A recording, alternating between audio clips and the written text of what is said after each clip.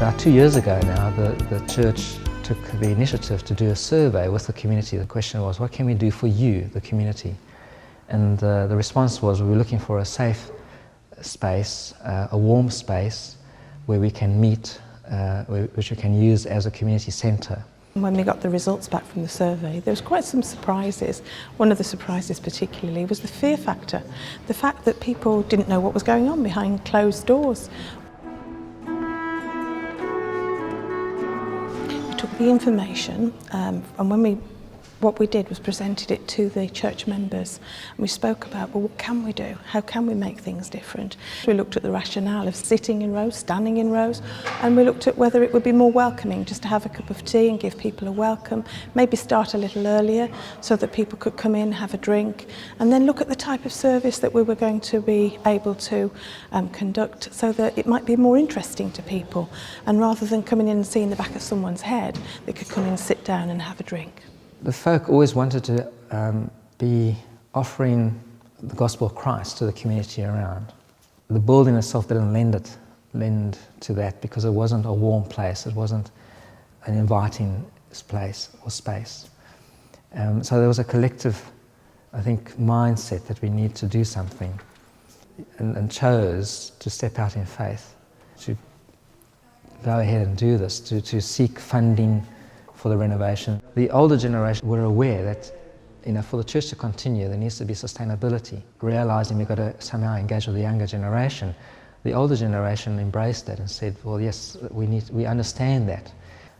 But there is a sense of grace in the whole process. Grace from the young people to when we have a more formal kind of style service, and grace from the older people when we have a more relaxed kind of style service.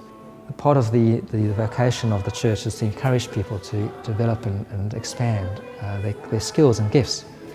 And there's one young lady who's musical and plays the clarinet.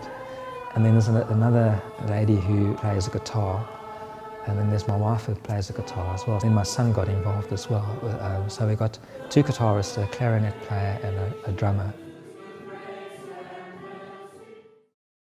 The Saturday Club had a special service for the children, putting on for their parents or carers. The parents don't normally come to any services or even hang about, in a sense, when the children come to the Saturday Club, but for that particular Saturday they came and stayed and embraced what the children were doing and what the church was doing in terms of offering the Christian gospel. This is phase 2. What do you think? Yeah, it's good. I like the colours. We're going to have some nice striped wallpaper. It'll be like a little coffee area. Bethel Community Cafe. For those drop-ins. I think so. We're also looking at offering a space for younger people, the high school age or the young adults to be able to come and just interact and socialise. But this is for your laptops. Yeah. I have a couple of stools on here. These will be soft furnishings. Okay. So a nice, easy sanctuary, prayer type thing. We're looking at offering space where people can just gather with others outside of their homes. What has really worked as the compromise? And people of all ages being open to compromise, being open to change and being open to give it a go. I became property steward because I'm at the church pretty much 2 or 3 times a week anyway, so I thought, why not? And I can do all the things on the computer, easy. I can do all the things that need to be done quite quickly, so I thought, why not? When we go to the circuit meetings, it's like, I'm the youngest in the room, full stop, let alone just the property stewards, but it's positive. People are always positive when they see that I'm doing it. Yeah, the only other thing is to just put it on the pink. Tie the ribbon up. What they can do is a group of people who meet each Tuesday. We use our skills to raise funds for the church. We also use our skills to help people.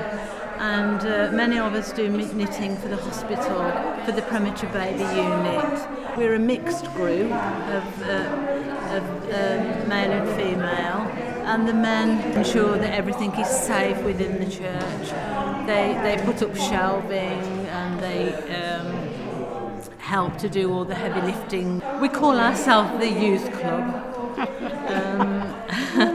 And as I say, it brings us together, it brings the church together, and it helps the community. It's been some tremendous collaborative working, and as I say, give and take and compromise probably is the essence of what's made us move on, and of course, the prayer. If the vocation of the church is to respond to the call of God to offer Him to the community, then collectively the church has embraced that and sees itself to continue to be a means of helping people to discover that God cares and God loves and God cherishes.